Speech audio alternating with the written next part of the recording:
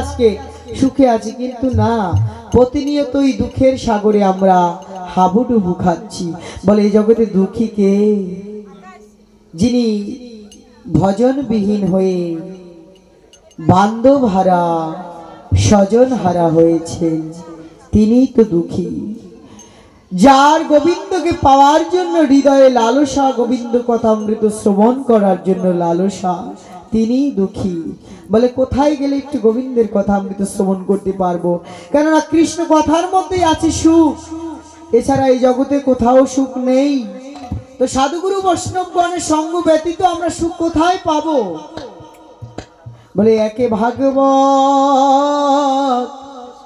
বড় ভাগবত শাস্ত্র, আর এক ভাগবত ভক্ত ভক্তি রস পাত্র।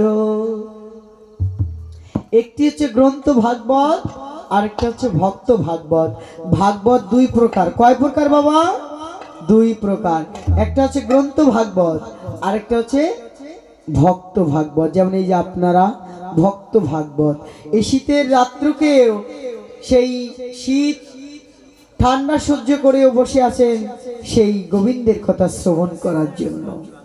মহাজন জানিয়ে দিলেন কৃষ্ণ কথা তাদের সামনে আলোচনা করতে হয় যারা কৃষ্ণ ভক্ত, যাদের আমার কথার প্রতি শ্রদ্ধা নেই। ভগবান গীতায় বলেছেন যে আমার কথা বিশ্বাস করে না, আমার কথার প্রতি যার শ্রদ্ধা নেই, তার সামনে বসে তুমি আমার কথা বলবে না। তাই কলিযুগ পাবন অবতার শ্রী শ্রী গৌরাঙ্গ মহাপ্রভু, যিনি এসে এই ধরা মাঝে আমাদের কৃষ্ণ নাম বিলিয়ে দিয়ে গিয়েছেন। বলেন কলিযুগ না পারবে যাগযজ্ঞ করতে, না পারবে ধ্যান করতে, না পারবে ঠিক মতো পূজা অর্চনা করতে। তাই আমার মহাপ্রভু কি করলেন?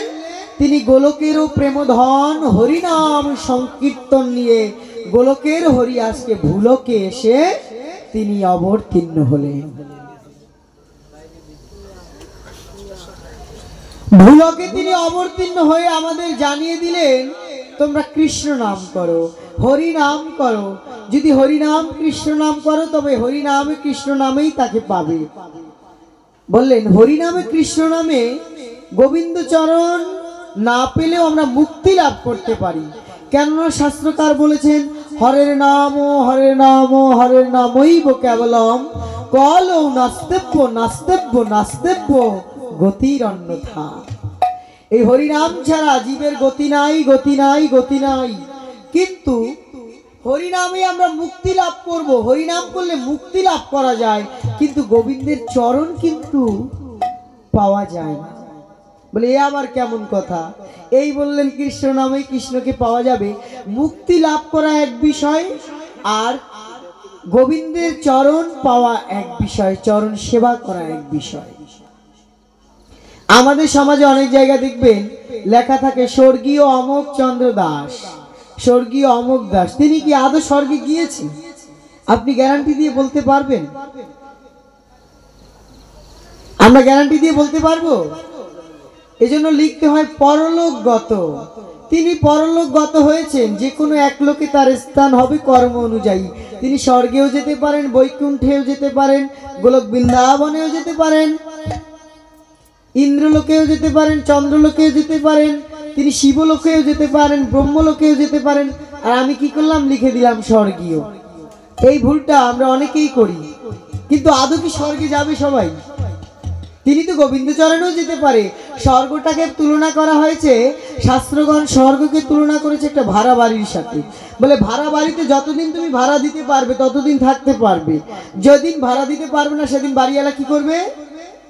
দরজায় তালা মেরে বলবে এখন বেরিয়ে যান বাবু, সসম্মানে বেরিয়ে যান, 2 মাস যাবত ভাড়া দিতে পারছেন না, আপনাকে কতদিন আর বসিয়ে রাখবো। তদ্রূপ স্বর্গে যতদিন পর্যন্ত পুণ্য থাকবে, পুণ্য সঞ্চারিত থাকবে, ততদিন পর্যন্ত স্বর্গে বসে আমরা সুখ ভোগ করব। যেদিন পুণ্য শেষ হয়ে যাবে সেদিন আবার এই ধরা দামে পাঠিয়ে দিবে। বলে যাও আবার মায়ার দাসত্ব করে আসো। বলে সবাই কি আর মায়ার দাসত্ব করতে আসে? কেউ কেউ তো গোবিন্দ ভজন করার জন্য আসে। বলে গোবিন্দ ভজন কেমন? কৃষ্ণ কথা শ্রবণ করাও গোবিন্দের ভজন। ঠাকুর নরোত্তম দাস মহাশয় বলেছেন মহাজন যেই পথ তাতে হবে অনুরত পূর্ব পার করিয়া বিচার। সাধন শরণ লীলা ইহাতে না করো হেলা কায়ে মনে করো সুসার। কি বললেন? মহাজনের যেই পথ তাতে হবে অনুরত পূর্ব পর করিয়া বিচার। জীবের সাধন শরণ লীলা ইহাতে না করো হেলা, হেলা করো না। কৃষ্ণ কথা হচ্ছে আর বাইরে গিয়ে দূরে গিয়ে আড্ডা দিচ্ছি, গল্প করছি। তোমার ছেলে কেমন আছে গো? কতদিন বাদে তোমার সাথে দেখা। তোমার গ্রামবাসী কেমন আছে? অমুকের মেয়েটা কি বিয়ে হয়েছে? তোমার ছেলেকে কি বিয়ে দিয়েছো? এই কথাও আমরা বৈষ্ণব সেবায় এসে বলি, বলা বলি করি। কিন্তু দেখুন, যারা চতুর ভক্ত বলেন, যে জন ভজে কৃষ্ণ সে বড় চতুর। যারা কৃষ্ণ ভক্ত তারা কি করবেন? তারা কিন্তু ঠিক বসে বসে কৃষ্ণ কথা শ্রবণ করবেন। তারা হচ্ছেন ভ্রমরার মতো। কৃষ্ণ ভক্তদের ভ্রমরের সাথে তুলনা করেছেন। ভ্রমর কি করে? দিনের বেলা কি ফোটে? সূর্য। দিনের বেলা গগনে উদিত হয় সূর্য। দিনের বেলা যদি গগনে সূর্য উদিত হয়, সরোবরে কি ফুটে বাবা? পদ্ম ফুটে। হরি বল। দিনের বেলা সূর্য ওঠে আর সূর্যের আলো পেয়ে সরোবরে প্রস্ফুটিত হয় কি? পদ্ম। ওই ভ্রমরা কি করেন? পদ্মের মধু আহরণ করে। কিন্তু পদ্মের মধু আহরণ করতে থাকে করতে থাকে, আর রাত্রিবেলা আকাশে কি ওঠে? চন্দ্র। চাঁদের কিরণে সরোবরে কি ফোটে? রাত্রিবেলা একটি ফুল ফোটে। ফুলটির নাম আমরা জানি তো সবাই, শালুক ফুল। রাত্রিবেলা একটা শালুক ফুল ফোটে। সেই শালুক ফুলের মধ্যে ভ্রমরা কি করেন? ওই দিনের বেলা শালুক ফুলের সারা রাত বসে ভ্রমরা ওই শালুক ফুলের মধু গ্রহণ করে। রাত্রিতে চাঁদের কিরণে যখন শালুক ফোটে সরোবরে, ওই চাঁদের কিরণ পেয়ে ভ্রমরা কি করেন? সারা রাত বসে বসে ওই শালুক ফুল থেকে তিনি মধু আহরণ করেন। কিন্তু শালুক ফুল আবার একটি ধর্ম আছে, সূর্য ওঠা মাত্রই সমস্ত পাপড়িগুলো আবার বুঝে যাবে। হ্যাঁ, বুঝে যাবে। তখন কি হবে? ওই ভ্রমরা আটকে পড়ে যাবে। কিন্তু চতুর ভ্রমরা, চালাক যে ভ্রমরা, তিনি কি করেন? সেই সারা রাত বসে বসে ওই শালুক ফুলের মধু গ্রহণ করতে থাকে। দেখে যখনই সূর্য উঠবে উঠবে ভাব, শালুক বুঝে যাবে, এমনই তিনি উড়ে গিয়ে আবার কি করেন? ওই পদ্মের উপরে গিয়ে বসেন। আবার পদ্মের মধু তিনি সারাদিন বসে বসে পান করেন। এই জগতে যারা কৃষ্ণ ভক্ত, যারা চতুর, যারা জ্ঞানী, যারা জ্ঞানী, শুধু লেখাপড়া করলে জ্ঞানী হওয়া যায় না। স্বামী রামকৃষ্ণ পরমহংসদেব তিনি কোনোদিন স্কুলেই যাননি, অথচ তিনি যা বলেছেন তাহাই হয়েছে কথামৃত। ভক্তি তত্ত্ব মূল বিষয় বস্তুটা যিনি বুঝতে পারবেন তিনি তো প্রকৃত জ্ঞানী।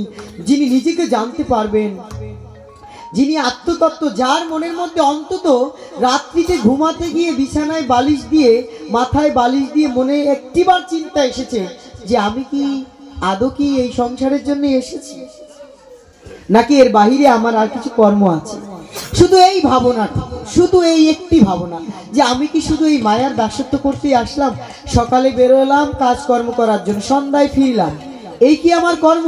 আবার পরের দিন সন্ধ্যায়, সকালে যাচ্ছি সন্ধ্যায় ফিরছি, প্রতিনিয়ত একই রুটিন। কিন্তু আদৌ কি আমি কি শুধু এই কর্ম করার জন্য এসেছি, নাকি এর বাহিরে আরো কিছু কর্ম আছে?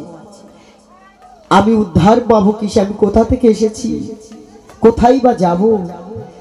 তার কাছে যে কথা দিয়ে এসেছিলাম তাকে ভজনা করব, সে মনে আছে তো?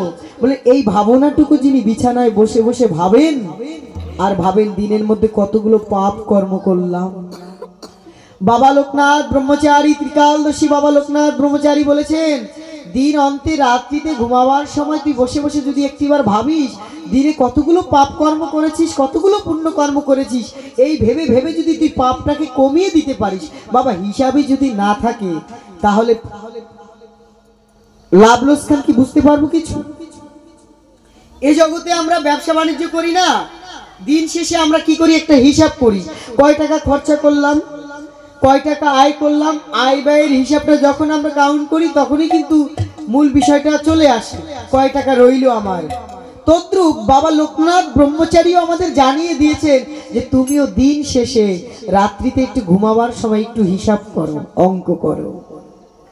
মনে মনে এক মন না হইলে মিলবে না ওজন, পাগল মন রে মন কেন এত কথা বলে।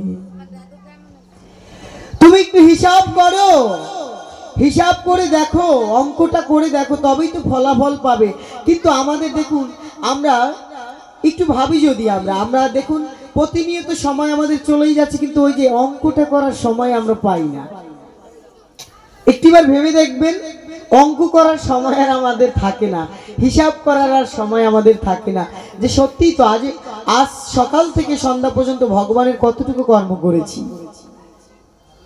কতগুলো মিথ্যে কথা বললাম, কতগুলো পাপ কর্ম করলাম, হিসাবেই নাই। যদি হিসাব থাকতো তাহলে অন্তত বিবেকে একটিবার সারা দিত, আরে বোকা আজকে তো অনেকগুলো মিথ্যে কথা বলেছিস, কালকে না হয় দুটো কম বলবি। আজকে তো সারাদিন সাধু সঙ্গ করতে পারলি না, কালকে একদিন সাধু সঙ্গ করবি, না হয় সপ্তাহে একদিন মন্দিরে গিয়ে প্রণাম করে আসবি। আর ঘরের মন্দিরে আজকে সকালবেলা ইষ্ট গায়ত্রী জপ করতে পারলাম না, বিকেলে করব। কিন্তু হিসেবটাই যদি না থাকে তাহলে বিবেক কিন্তু সাড়া দিবে না, হিসেবটা করতে হবে। বলেন কারা জ্ঞানী? যারা বিছানায় শুয়ে শুয়ে চিন্তা করে, ওই হিসেব করে, ক্যালকুলেশন করে, তারাই হচ্ছেন জ্ঞানী, তারাই হচ্ছেন চালাক ভ্রমর। তারা কি করেন? সারা রাত্রি বসে সংসার রূপী শালুকের মধু পান করে, আবার কি করেন? সংসার যখন জাপটে ধরবে তার আগেই কি করেন? উঠে গিয়ে আবার পদ্মের মধু পান করা শুরু করে দেয়।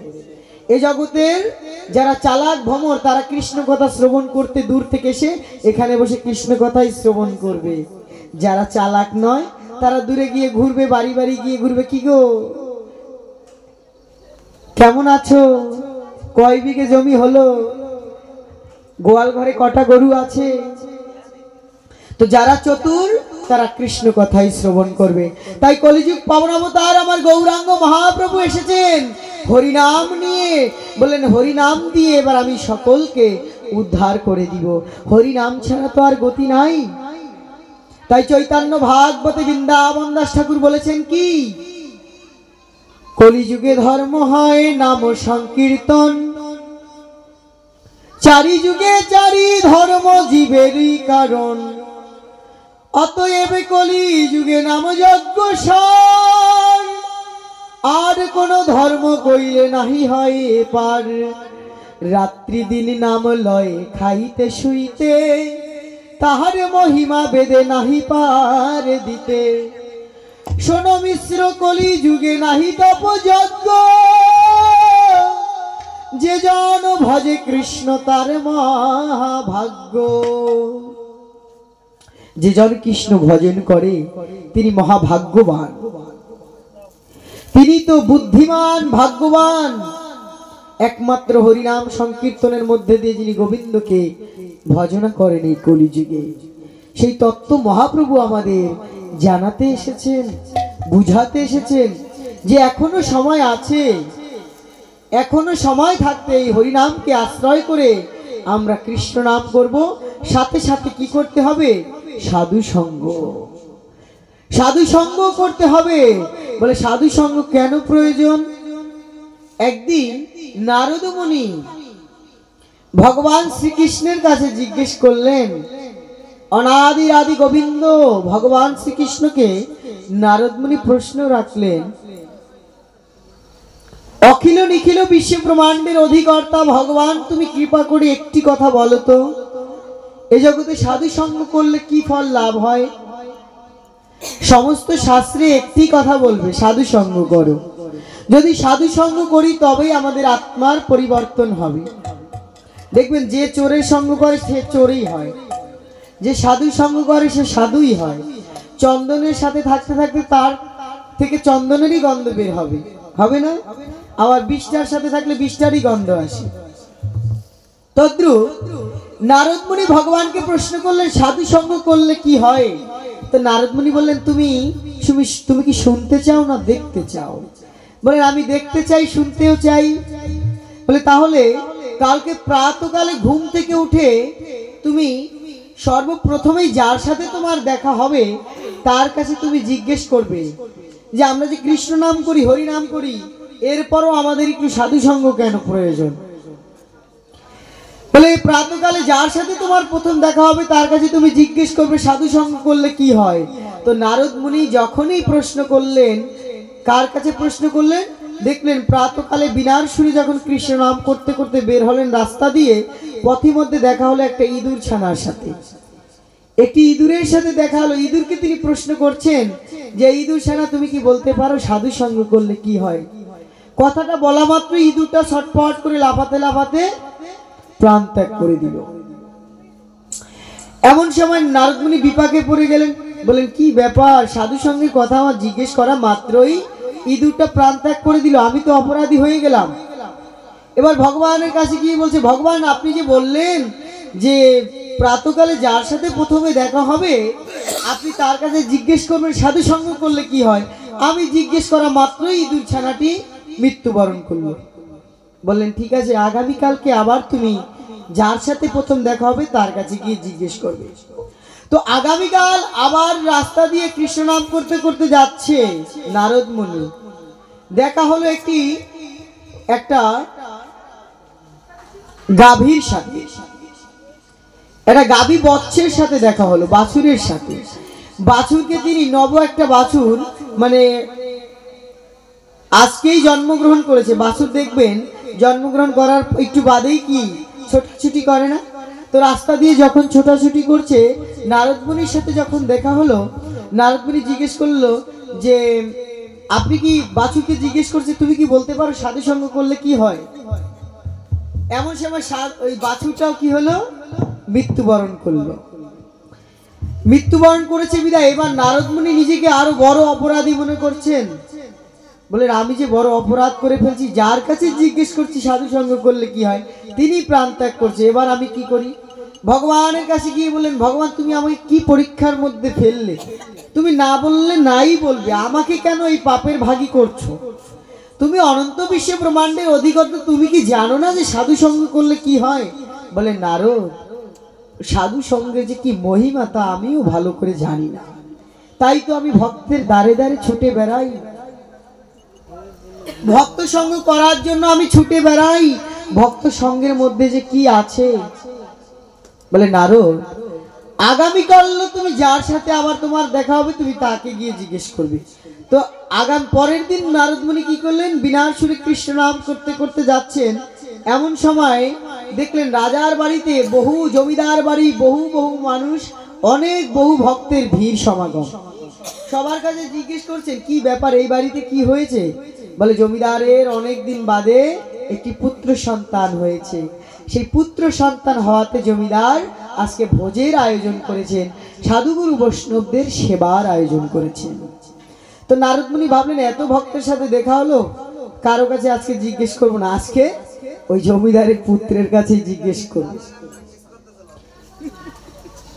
জমিদারের পুত্রের কাছে জিজ্ঞেস করব। তখন নারদ মুনি কি করলেন, জমিদারের পুত্রের কাছে গিয়ে পুত্রকে যখনই কোলে নিয়ে জিজ্ঞেস করলেন, কিরে শিশু, তুমি কি বলতে পারো সাধু সঙ্গ করলে কি হয়? তখন শিশুটি হেসে হেসে বলল, মুনিবর, সাধু সঙ্গ করলে কি হয় জানেন? আমি প্রথম দিন ছিলাম ইঁদুর ছানা, যখনই পথের মধ্যে আপনার সাথে দেখলাম, আপনি দেখলাম কৃষ্ণ নাম করছেন, হরি নাম করছেন, আমরা পাঠের পূর্বে কি বলেছি, যাহারে দেখিলে বদনে আসে কৃষ্ণ নাম, তাহারে জানিও সে বৈষ্ণব প্রধান। তো বৈষ্ণব প্রধান এই ভেবে বলছেন যে আপনি কৃষ্ণ নাম করছেন, হরি নাম করছেন, আপনাকে দেখা মাত্রই আমি প্রাণ ত্যাগ করে নতুন জন্ম পেয়েছিলাম। পরের দিন আমি গোবৎস রূপে জন্ম লাভ করেছিলাম, আমি গোবৎস রূপে জন্ম লাভ করেছি। আবারও আপনি কি করেছেন, উদ্ধার করতে এসে আমাকে আপনি জিজ্ঞেস করেছেন হরিনামের মাহাত্ম্য, আবারও আমি আপনাকে দর্শন করে আপনার বদনে কৃষ্ণ নাম শ্রবণ করে আমি গাভী জন্মেই তো শেষ জন্মের পরেই মানব জীবন আমাদের। তো এই গাভী জন্ম ত্যাগ করে দেখুন আজকে আমি এই রাজার ঘরে, এই জমিদারের ঘরে পুত্র রূপে জন্মগ্রহণ করেছি। তাই গৌর আনন্দে হরি বল। তো নারদ মুনিকে জানালেন যে সাধু সঙ্গ করলে মুহূর্তের মধ্যে কত পরিবর্তন, আমাদের জন্মেরও পরিবর্তন হয়ে যাবে, কর্মফলেরও পরিবর্তন হয়ে যেতে পারে। এই সাধু সঙ্গ, এই কৃষ্ণ নামের পাশাপাশি আমাদের সাধু সঙ্গ করতে হবে। দেখুন সাধু সঙ্গ করা কেন প্রয়োজন, বলছে অনন্ত বিশ্ব ব্রহ্মাণ্ড, প্রতিনিয়ত বিশ্ব ব্রহ্মাণ্ডের জীব জাতাকলের মধ্যে পিষ্টিত হচ্ছে, হচ্ছে না? গ্রাম দেশে জাতাকলের মধ্যে কি হয়, সেই ডালকে ভাঙা হয় না? দেখবেন ডাল ভাঙতে ভাঙতে কতগুলো কিছু কিছু ডাল ওই জাতার মাঝখানে গিয়ে থাকে, আস্তই থেকে যায়, ওই ডালগুলো কিন্তু আর ভাঙে না। কেন ভাঙে না? যে দণ্ডটিকে কেন্দ্র করে পাটা শিলটা ঘুরছে, সেই দণ্ডটার গোড়ায় গিয়ে যখন ডালগুলো পৌঁছে যায় তখন কিন্তু সেই ডালগুলো আর পিষ্টিত হয় না। বললেন এই বিশ্ব ব্রহ্মাণ্ড, এই জগৎ সংসার পিষ্টিত হচ্ছে প্রতিনিয়ত, কিন্তু প্রতিনিয়ত যে পিষ্টিত হচ্ছে, বলছে এই জগৎ সংসারটা ঘুরছে একটি দণ্ডকে কেন্দ্র করে। ডাল ভাঙার জাতা যেমন একটি লাঠিকে কেন্দ্র করে ঘোরে, আর আমাদের জগৎ সংসারটা ঘুরছে একটি দণ্ডকে কেন্দ্র করে, আর সেই দণ্ডটাই হচ্ছে ভগবান শ্রীকৃষ্ণ। আমরা যদি ভগবানের চরণে গিয়ে একবার পৌঁছতে পারি, যতই শিলা পিষ্ঠিত হোক না কেন, আমরা কিন্তু সংসারের মায়ায় পিষ্ঠিত হব না। বলেন দণ্ডের চরণে গিয়ে যদি আমরা আশ্রয় নিতে পারি ভগবান শ্রীকৃষ্ণের চরণে, যতই আপদ বিপদ আসুক না কেন আমরা পিষ্ঠিত হব না। তাই বলেছেন আমাদের প্রতিনিয়ত সাধু সঙ্গের মধ্যে দিয়ে এই যে কৃষ্ণ নাম করে করে আমাদের কি করতে হবে, সেই গোবিন্দ একমাত্র দণ্ড কেন্দ্র, তার চরণে গিয়ে শরণাপন্ন হতে হবে। তাই আসুন এই যে প্রতিনিয়ত আমাদের কি করতে হবে, এই হরি কথা কৃষ্ণ নাম। তাই মহাজন বলেছেন, দাদু একটু হারমোনিয়ামটা, তো মহাজন কি বলেছেন, জয় রাধে, প্রতিনিয়ত কি করতে হবে, সাধু সঙ্গ কৃষ্ণ নাম। তাই মহাজন কি বলেছেন, যার মুখে ভাই হরি কথা নাই, তার কাছে তুমি যেও না, যার মুখ দেখে ভুলে যাবে হরি, যার মুখ দেখে ভুলে যাবে হরি, তার মুখ পানে চেও না, যার মুখে ভাই হরি কথা নাই, তার কাছে তুমি যেও না, যার মুখ দেখে ভুলে যাবে হরি, যার মুখ দেখে তার মুখ পানে চেও না, তার মুখ পানে চেও না। কদিনই রহিবে ভব মাঝে আর হরি নামে করো যাহ করিবার, কদিনই রহিবে ভব মাঝে আর অবিলম্বে করো যাহ করিবার, লোকের কথায় কি বাই আসে যায়, লোকের কথায় কি বাই আসে যায়, মিছে দাগা তুমি পেও না, মিছে দাগা তুমি পেও না, যার মুখে ভাই হরি কথা নাই, তার কাছে তুমি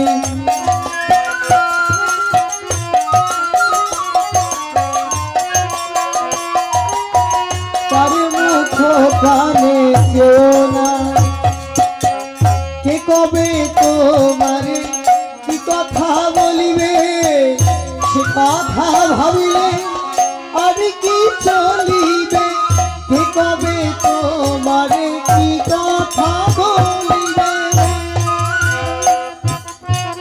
সে কথা ভাবিলে আর কি চলিবে, বিপদে সম্পদে রাখিবেন যে পদে,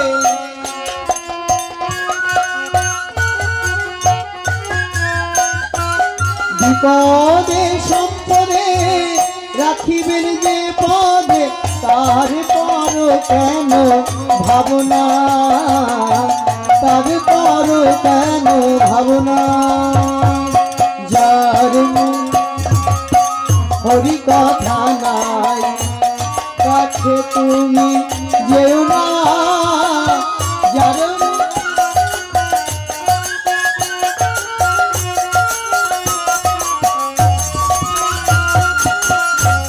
কি বললেন কে কবে তোমার কি কথা বলিবে হ্যাঁ তাল ধরে রাখো কে কবে তোমার কি কথা বলিবে সে কথা ভাবিলে আর কি চলিবে লোকে কি তোমাকে খেতে দিবে লোকে কি তোমার চিতার আগুনে দগ্ধীভূত হবে আমার চিতার আগুনে যেমন আমাকেই পুড়তে হবে তদ্রূপ আমার কর্ম আমাকেই করে যেতে হবে কিছু তিলক পরিধান করলে মালা দিলে কৃষ্ণ নাম করলে কে কি বলবে সেই ভেবে ভেবে আর তিলক মালা দেওয়া হয় না কৃষ্ণ নাম করা হয় না সাধু সঙ্গে যাওয়া হয় না আজকালকার অনেক মায়েরা দিদি ভাইরা উলুধ্বনি দিতেও লজ্জা পায় এমনও আছে আমরা অনেক জায়গায় যাইতে পাঠে দেখি তো দেখুন আমার কর্মের ফল কিন্তু আমাকেই ভোগ করতে হবে কেউ ভোগ করবে না জন্ম যার হয়েছে মৃত্যু তার অবসম্ভাবী গীতায় ভগবান বলেছেন আবার মৃত্যু যার হয়েছে জন্ম তার অবসম্ভাবী কিন্তু আসা যাওয়ার মাঝখানে কি কর্ম করলাম ভগবানের কাছে কি নিয়ে যাব তাই বললেন কি হরি কথা কও হরি গুণ গাও হরি নাম রসে সদা মত্ত হও হরি কথা কও হরি গুণ গাও হরি নাম রসে সদা মত্ত হও হরি নাম গীতি গাও নীতি নীতি হরি নাম গীতি গাও নীতি নীতি অন্য কোন গীত গেও না অন্য কোন গীত গেও না জুড়াবে মনের বাসনা জুড়াবে মনের বাসনা যার মুখে ভাই হরি কথা নাই তার কাছে তুমি যেও না যার মুখ দেখে ভুলে যাবে হরি যাদের গাই গর্ব বন্দে ভুলে যাবে হরি তার মুখ কানে যেও না তার মুখ কানে যেও না বলিয়ে বৃন্দাবন বিহারী লাল কি রাধা রানী কি ভক্তবৃন্দ কি যারা জয় দিচ্ছে তারা কি যারা জয় দিচ্ছে না তারা কি হরি বল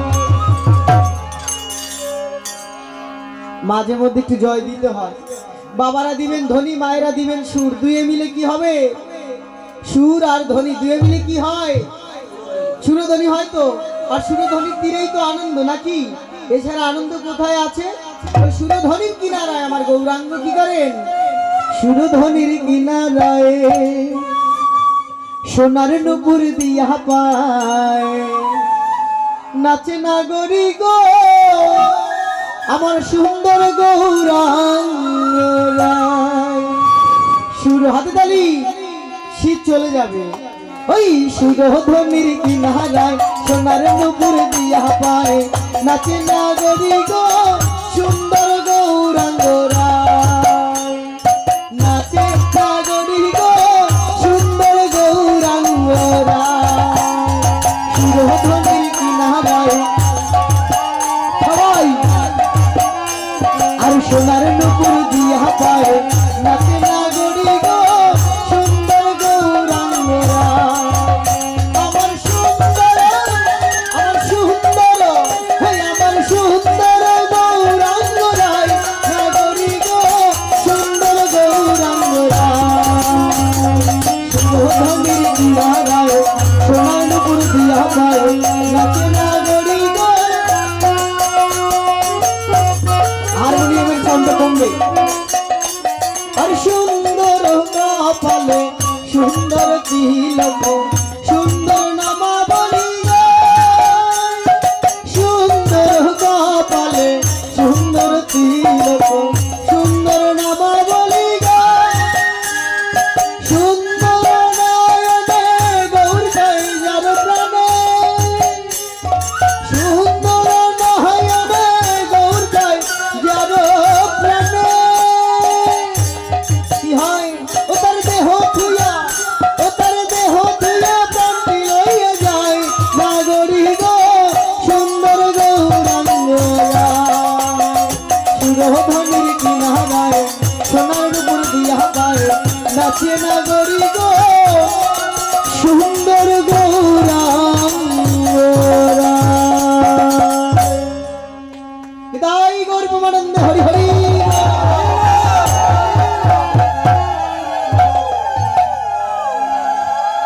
গৌর কথা বিশ্রাম রেখে এবার আমরা শ্রীমদ্ ভগবত গীতার কথায় প্রবেশ করি। হরি বল।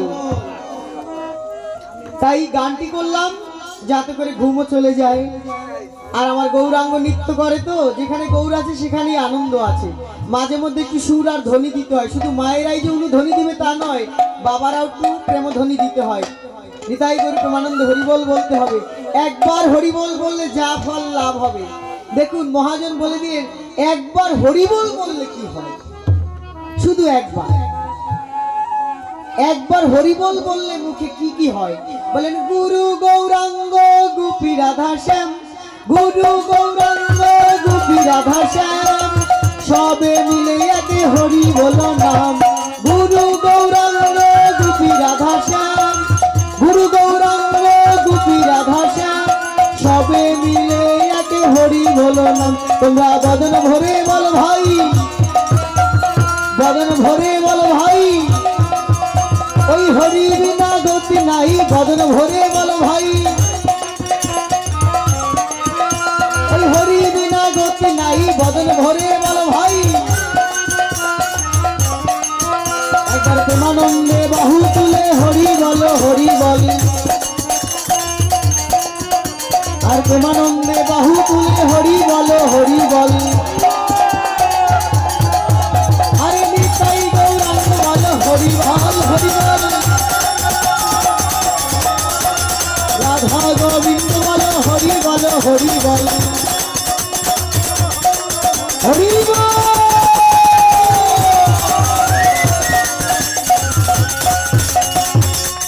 কি বললেন দেখুন, আমরা ছলে হোক বলে হোক কলে হোক কৌশলে হোক চাতুরতা করে হোক কৃপণতা করে হোক, যেভাবেই আমরা একবার হরিবল বললে কাকে কাকে ডাকা হবে মহাজন কি জানিয়ে দিলেন। বলেন গুরুকে ডাকা হবে, গুরু গৌরাঙ্গ, কথাগুলো লক্ষ্য করে শ্রবণ করতে হবে। মহাজন জানিয়ে দিলে একবার হরিবল বললে, শুধু একবার। আমরা হরিবল বলতে চাই না, বলে এত সুন্দর 34 পাটি 32 পাটি দাঁত আছে, এখন হরিবল বলছি না, কিন্তু দাঁতগুলো যেদিন ভেঙে যাবে পড়ে যাবে সেদিন কি বলবো? হরিবল, হবিব বল। সেদিন হরিবল বলতে চাইলেও বলতে পারবো না।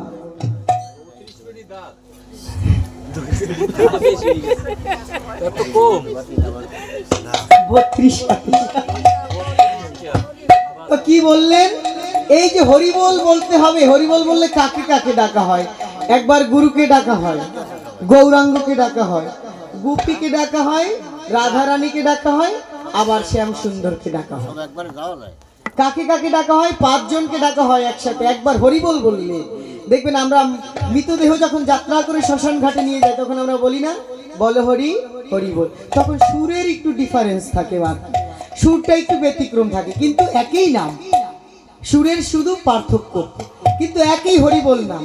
বলে হরিবল, এখনো সময় আছে। মনকে বলছে হরিবল। আরে বাবা, যিনি চলে যাচ্ছে মরা নিয়ে পুড়িয়ে দিবে ও তাকে কি আর হরিবল বলে তিনি শুনবে? মৃতদেহ কি আর হরিবল নাম শুনতে পায়? কারা শুনবে? যারা নিয়ে যাচ্ছে। নিজেকে নিজেই বলছে পথিক হরিবল বলো, এখনো সময় আছে। তাহলে একবার হরিবল বললে গুরুকে, গৌরাঙ্গকে, গোপীকে, রাধারানীকে এবং শ্যামসুন্দরকে, এই 5 জনকে ডাকা হয়ে যায়। নিতাই গৌর প্রেমানন্দে হরি বল। ওং নমো ভগবতে বাসুদেবায়, ওং নমো ভগবতে বাসুদেবায়, ওং নমো ভগবতে বাসুদেবায়। শ্রীমদ্ ভগবত গীতায় ভগবান 18টি অধ্যায়, 18টি সিঁড়ি, যে 18টি সিঁড়ি পার হয়ে হয়ে গিয়ে আমরা গীতা মায়ের কোলে গিয়ে পৌঁছতে পারব। এই জীবনে 18টি সিঁড়ি আমাদের পার করতে হয়। যুদ্ধ হয়েছে 18 দিন, সিঁড়িও 18টা, গীতার অধ্যায়ও 18টি, আবার দেহের মধ্যে মোকামও 18টি। যিনি জানতে পেরেছেন, এই গীতাকে যিনি জানতে পেরেছেন, তিনি তো আত্মতত্ত্ব জেনেছেন। শ্রীমদ্ ভগবত গীতায় প্রথম অধ্যায় কি বলা হয়েছে? অর্জুন বিষাদ, মানে দুঃখ। বলে এই জগতে যিনি দুঃখ না পেয়েছে তিনি এই হরিবাসরে বসে থাকতে পারবে না। এই ভাগবতী আসরে তারাই বসবে যাদের হৃদয়ের মধ্যে দুঃখ আছে।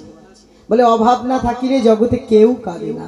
যিনি বিষাদ পেয়েছেন তিনিই তো প্রসাদ লাভ করবেন, যার কোনো বিষাদ নেই তিনি কি প্রসাদ পাবেন? প্রসাদ কি? কৃষ্ণ কথা অমৃতরূপী প্রসাদ। তাই বলেছেন কি গীতার প্রথম অধ্যায় অর্জুন বিষাদ যোগ, যা শ্রীমদ্ ভগবদ গীতা ভগবানের মুখ নিঃসৃত বাণী, ভগবান শ্রীকৃষ্ণের মুখের বাণী এই গীতা, যার প্রতিটা শ্লোকে আমাদের শিক্ষা দিয়ে গেছেন ভগবান, জানিয়ে দিয়ে গেছেন জীব এভাবে এভাবে তুমি যদি চলতে পারো, জীবনকে যদি তুমি এভাবে সাজাতে পারো, তবে তোমার এই মানব জীবন সার্থক হবে। দ্বিতীয় অধ্যায় জানিয়েছেন সাংখ্যযোগ, আত্মতত্ত্ব দর্শন যোগ। আমি কে? আমার আত্মাটাই বা কে? আমি কে? আমার আত্মাটাই বা কে? আত্মা তো কত কিছু চায়। বাবা লোকনাথ ব্রহ্মচারী বলেছেন, মন যা বলে শোনো, কিন্তু আত্মবিচার করো। মনে অনেক কিছুই চাইবে, কিন্তু আত্মাটাকেও বিচার করতে হবে। এই আত্মবিচারের কথা যখন আসবে তখনই আমরা কি করব?